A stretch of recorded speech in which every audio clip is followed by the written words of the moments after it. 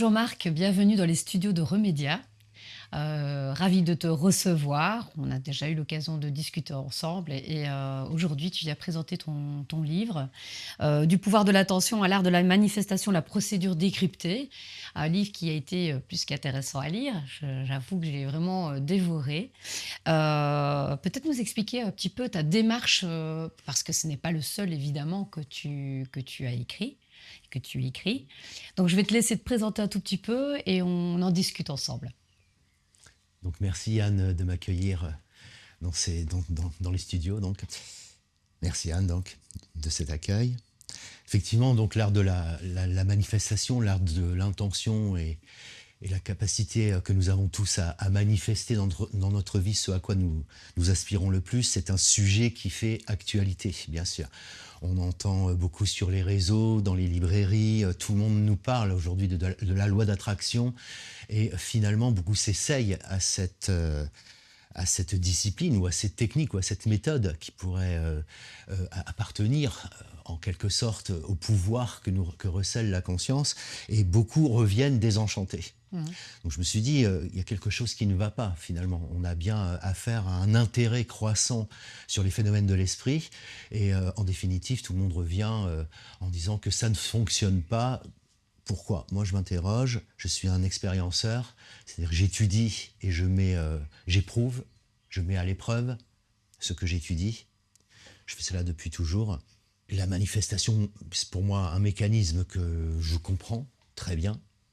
Et donc, je me suis posé cette question, et comment se fait-il que finalement, il y a tant de difficultés à rentrer dans l'intelligence de ce sujet et de la mettre en pratique? Donc j'ai décrypté, j'ai essayé de désosser la procédure, et on a affaire à une procédure.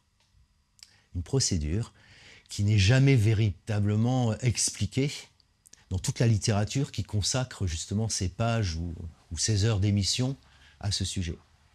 Et donc la procédure, comprendre la manifestation et comprendre le pouvoir de l'intention, c'est comprendre aussi que la conscience s'installe et se développe dans un dispositif cyclique.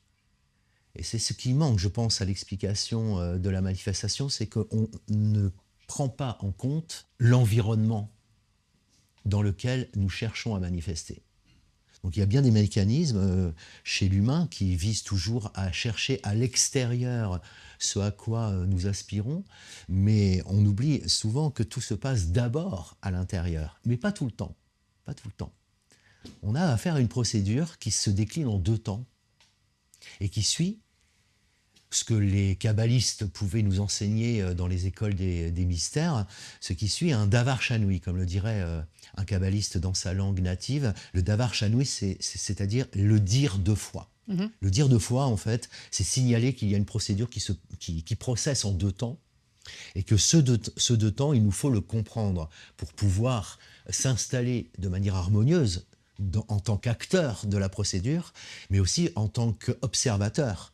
Parce que l'intention, c'est quelque chose effectivement qui émerge en nous, mais qui va faire l'objet d'un traitement intérieur et qui va ensuite être propulsé vers l'extérieur et qui va suivre son petit cheminement à l'intérieur de cette matrice cyclique. Alors donc au départ, tu démarres avec une idée Mhm. ou une pensée, Une intention, une intention, et alors cette intention va en fait se densifier dans la matière au fur et à mesure. c'est Donc cela. première étape à l'intérieur, deuxième étape, tu vas l'exprimer et ça va sortir de toi. Et ça se retrouve alors dans la matrice. Exactement, l'intention, elle va suivre un cheminement qui est conditionné par un modèle, qui est le modèle finalement qui régente toute chose dans l'univers, visible et invisible. Mhm. Et donc, bien connaître les mécanismes de ce modèle, c'est devenir aussi l'acteur, l'observateur et le pilote de ce vaisseau qui est celui de l'intention. Donc effectivement, quand on épluche, quand on ausculte le mécanisme, on va s'apercevoir qu'effectivement l'intention naît d'abord en nous, Mhm. et que cette intention va faire l'objet d'un traitement au niveau du cerveau qui va passer par le dialogue intérieur. C'est-à-dire que immédiatement nous allons formuler en nous cette intention par un dialogue intérieur. Nous allons utiliser, emprunter, avoir recours à des mots pour lui donner une forme. Que cette forme, elle va poursuivre son cheminement à l'intérieur de la matrice cyclique pour initier une imagerie mentale. On imagine ce à quoi nous aspirons, bien sûr. Mm. C'est comme ça que nous procédons tous, finalement, avec notre propre pensée. Il y a une construction symbolique qui s'opère à l'intérieur de nous, et de cette construction, de cette image mentale que nous allons créer en nous, va naître une émotion. C'est très important de comprendre parce que cette première étape de la procédure, puisque là, il y a une participation de l'être global qui s'opère. C'est-à-dire que l'humain, va activer et va faire participer l'ensemble de ses corps pour pouvoir manifester. Mais il faut qu'il le fasse en conscience. Donc bien sûr, lorsque l'on parle de l'intention et de la manifestation, tout le monde est d'accord sur le fait de dire qu'il nous faut aligner le cerveau, corps le cœur, émotionnel, voilà. voilà, le cerveau-cœur avec le cerveau-tête. Donc il faut se mettre en accord, en vibrance, en harmonie entre l'émotion et la pensée. Effectivement, cet alignement va permettre de soutenir cette intention, de la nourrir. Mais ce n'est pas tout, en fait. On est toujours dans la première étape de la procédure. Nous sommes toujours donc dans une étape intérieure qui n'est pas encore révélée. Et la révélation va commencer à s'opérer au moment où on va formuler par le verbe, de manière orale, cette intention. Donc il y a aussi une manière de parler des choses. Tout le monde sait qu'il nous faut parler au présent, en temps présent, parce qu'il nous faut déjà incarner et accepter l'idée, puisque ce n'est même pas une ruse de l'esprit à cet endroit-là.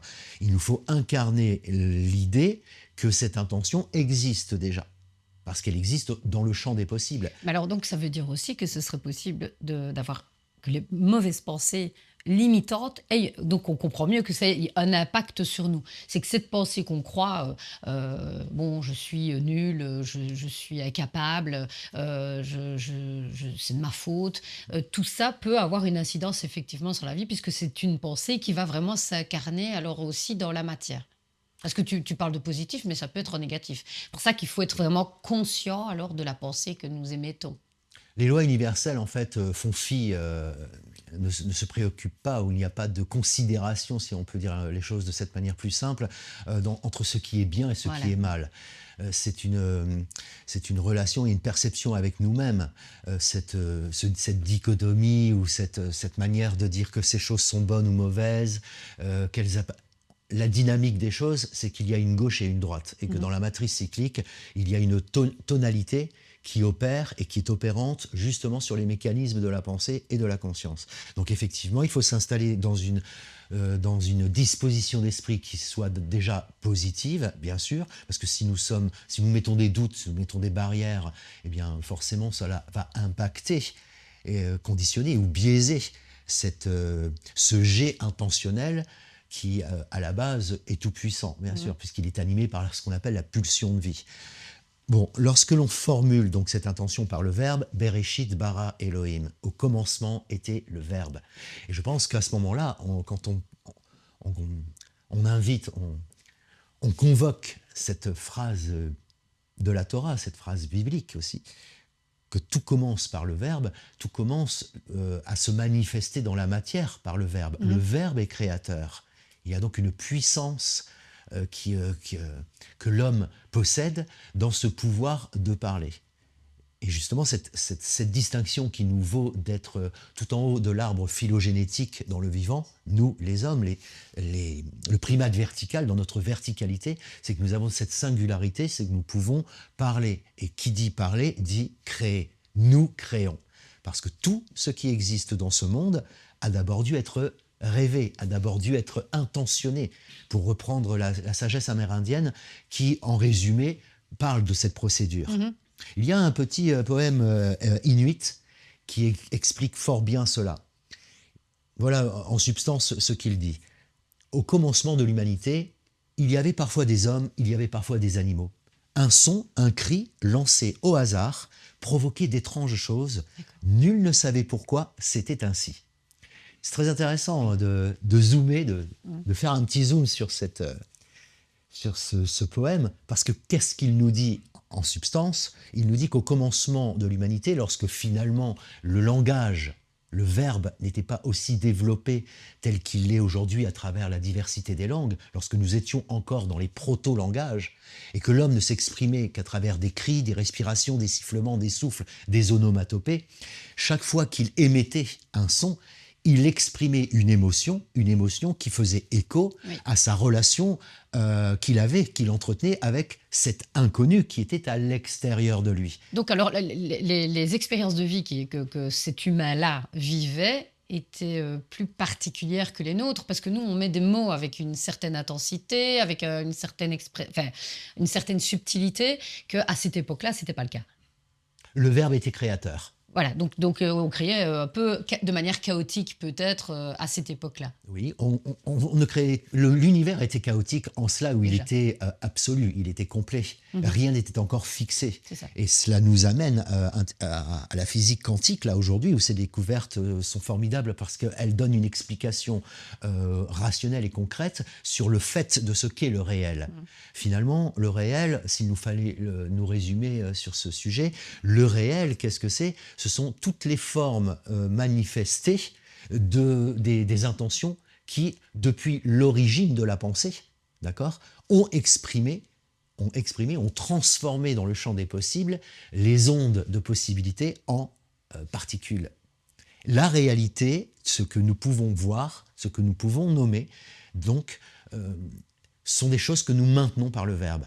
Et effectivement, tout autour de nous, tout ce qui existe dans ce monde est nommable Mmh. aujourd'hui. Nous fixons la réalité par le verbe. Ce qu'on fait avec les enfants, c'est de répéter effectivement certains mots alors et qui vont fixer pour l'enfant sa réalité.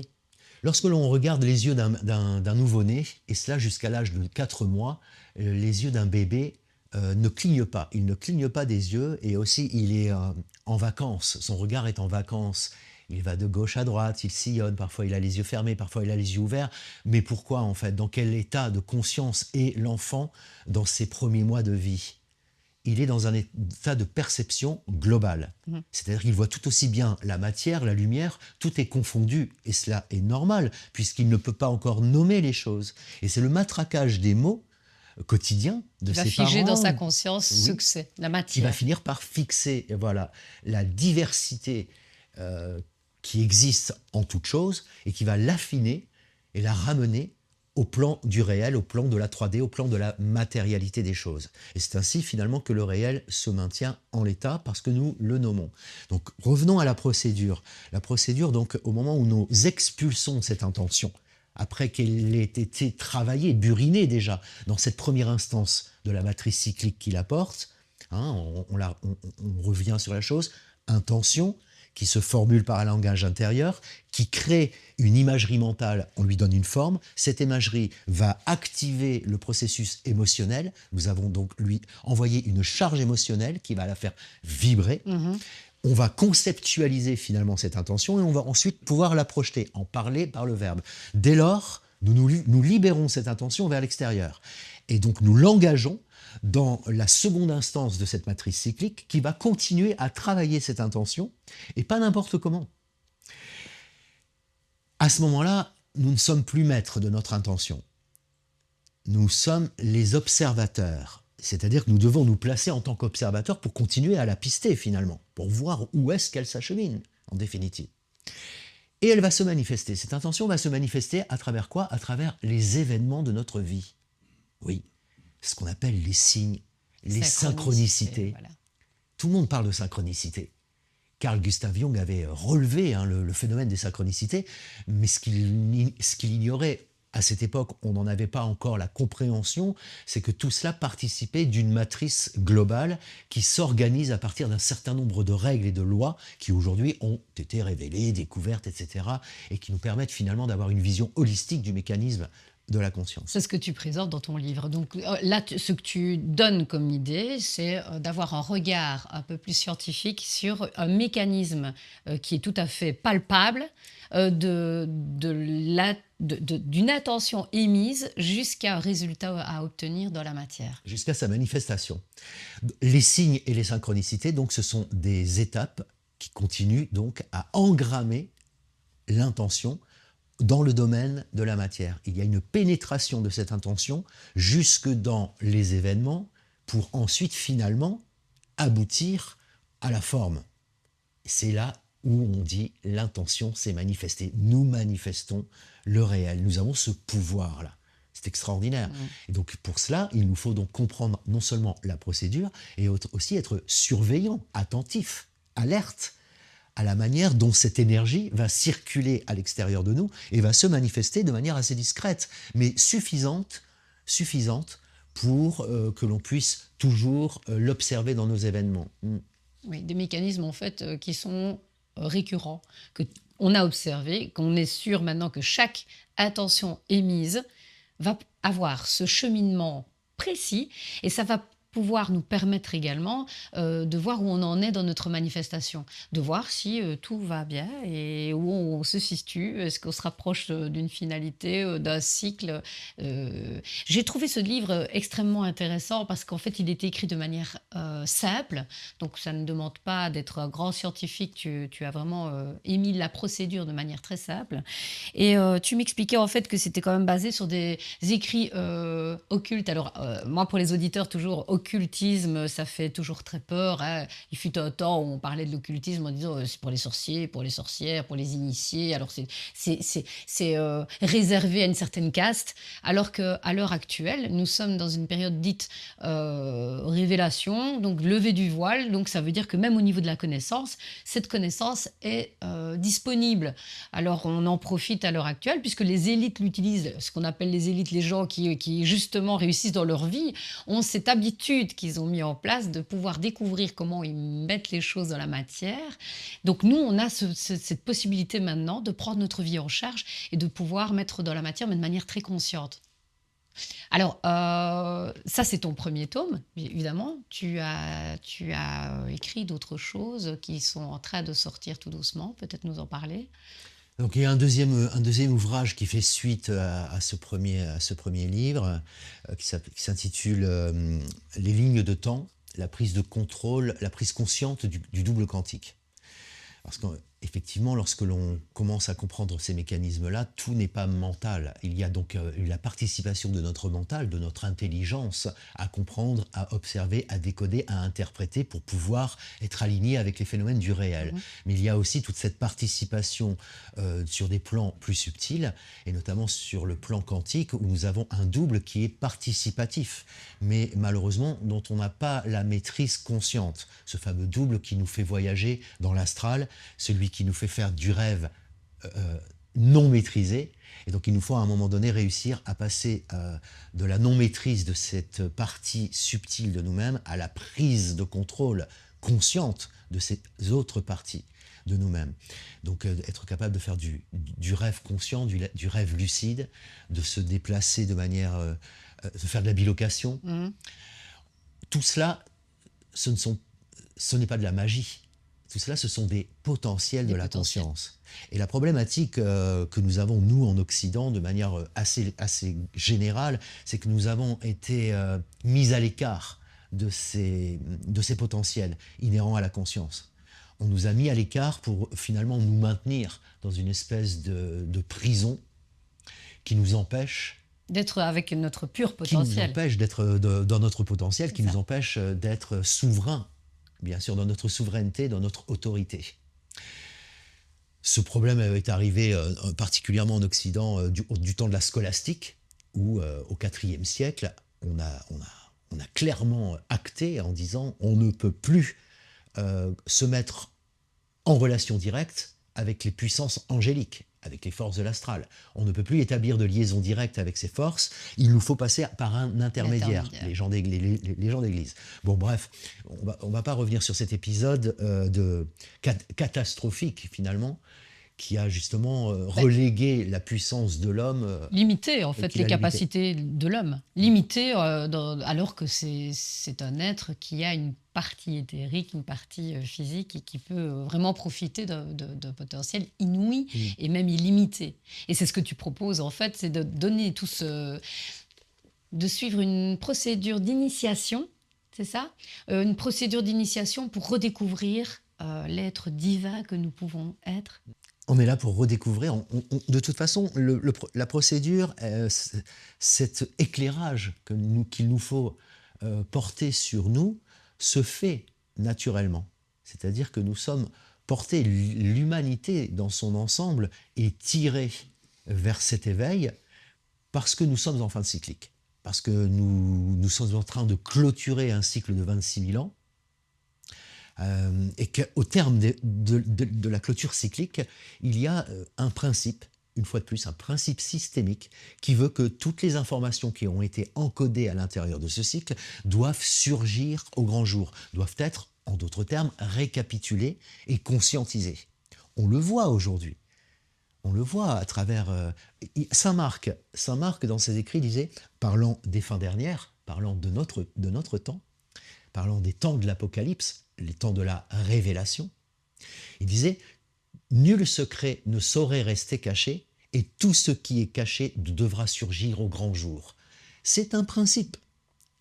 Ça transcende, ça dépasse la volonté humaine. Donc qu'on le veuille ou non, que l'on chemine, que l'on s'aventure dans un chemin de développement personnel ou pas, nous sommes de toute façon portés par une puissance collective, parce que nous sommes tous interreliés, qui de toute façon nous conduit à ascensionner, à monter en vibration, en fréquence. Alors donc ton ouvrage va permettre de pouvoir le vivre le plus sereinement possible, le plus en conscience possible, pour pouvoir en faire un outil quotidien dans la vie de tous les jours et de pouvoir vivre peut-être son paradis ici et maintenant. Voilà, c'est ça. Nous sommes les acteurs de ce changement. Et lorsque l'on prend conscience de tout cela, que l'on s'approprie ces outils qui ne sont finalement que des outils, eh bien, nous devenons l'acteur du changement. Et qu'est-ce que signifie le changement? C'est de switcher, de passer d'un paradigme à un autre. Donc de transférer la somme de connaissances que nous avons engrammées dans notre humanité, dans l'aventure civilisatrice qui est la nôtre, qui est en train de se conclure au terme de ce cycle et qui doit être relancé dans la dynamique du nouveau cycle naissant.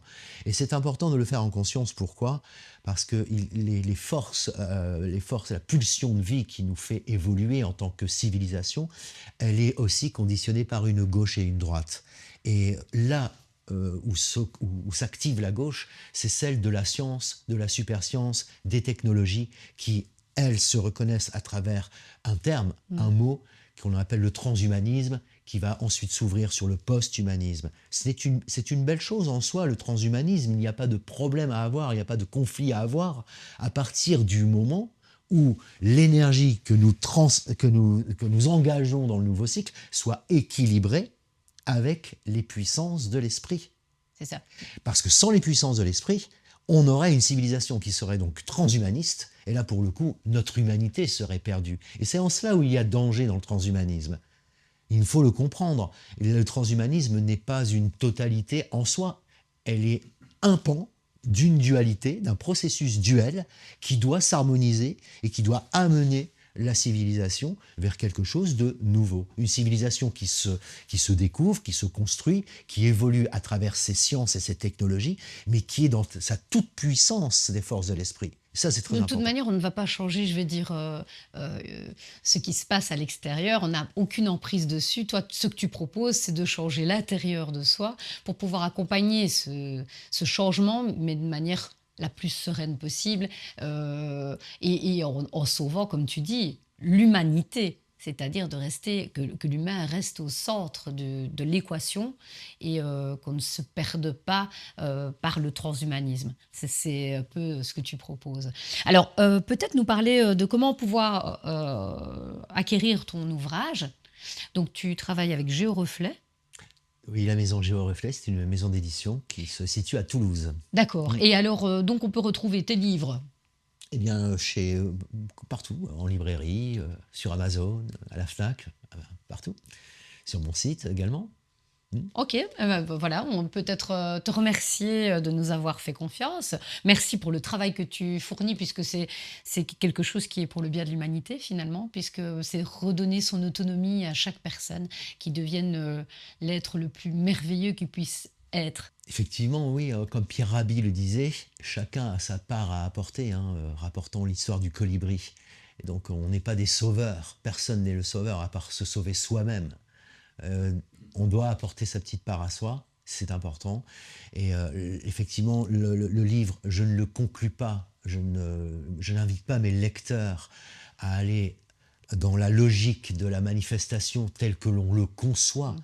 habituellement, c'est-à-dire je veux de l'amour, je veux rencontrer l'être aimé, La je veux de richesse, l'abondance, de la voilà. richesse, je veux augmenter mon leadership et tout ça. Ça, c'est très bien. Je pense que ça, c'est le côté scolaire qu'il nous faut, l'apprentissage premier pour comprendre comment on manipule l'énergie de l'intention jusqu'à sa manifestation.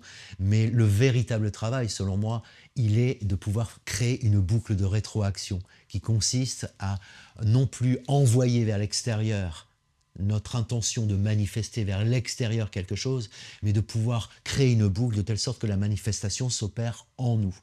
Et là, le résumé de tout cela ça pourrait être la chose suivante. Manifester, ce n'est pas parvenir à, À obtenir des à choses. obtenir ce que l'on cherche à avoir, tu vois, mais ce que l'on cherche à être, à devenir. Et c'est ça vraiment l'outil utile de la manifestation. Un tout grand merci, Marc. Merci Anne.